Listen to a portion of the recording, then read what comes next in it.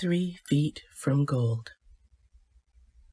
One of the most common causes of failure is the habit of quitting when one is overtaken by temporary defeat.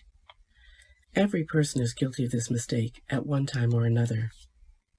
An uncle of R.U. Darby was caught by the gold fever in the gold rush days and went west to dig and grow rich. He had never heard that more gold has been mined from the brains of men than has ever been taken from the earth.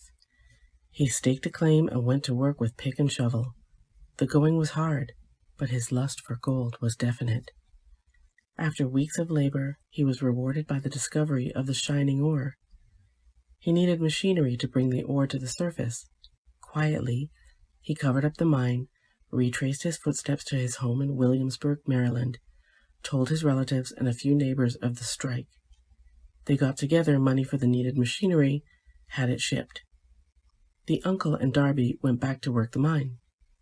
The first car of ore was mined and shipped to the smelter. The returns proved they had one of the richest mines in Colorado.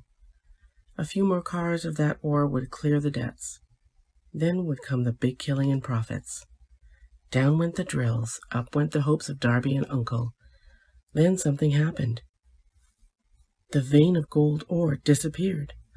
They had come to the end of the rainbow, and the pot of gold was no longer there. They drilled on, desperately trying to pick up the vein again, all to no avail. Finally, they decided to quit. They sold the machinery to a junkman for a few $100s and took the train back to home. Some junkmen are dumb, but not this one.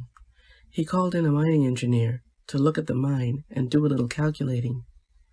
The engineer advised that the project had failed because the owners were not familiar with the fault lines. His calculations showed that the vein would be found just 3 feet from where the Darbys had stopped drilling. That is exactly where it was found. The junkman took millions of dollars in ore from the mine because he knew enough to seek expert counsel before giving up. Most of the money which went into the machinery was procured through the efforts of R.U. Darby, who was then a very young man. The money came from his relatives and neighbors because of their faith in him. He paid back every dollar of it, although he was years in doing so. Long afterward, Mr. Darby recouped his loss many times over, when he made the discovery that desire can be transmuted into gold. The discovery came after he went into the business of selling life insurance.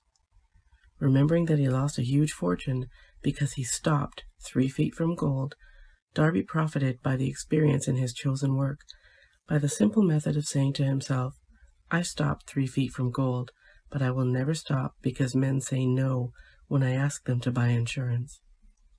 Darby is one of a small group of fewer than 50 men who sell more than $1 million in life insurance annually. He owes his stickability to the lesson he learned from his quitability in the gold mining business.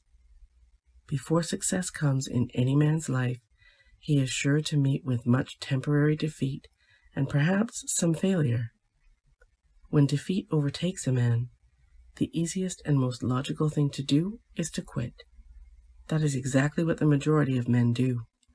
More than 500 of the most successful men this country has ever known told the author their greatest success came just one step beyond the point at which defeat had overtaken them. Failure is a trickster with a keen sense of irony and cunning. It takes great delight in tripping one when success is almost within reach.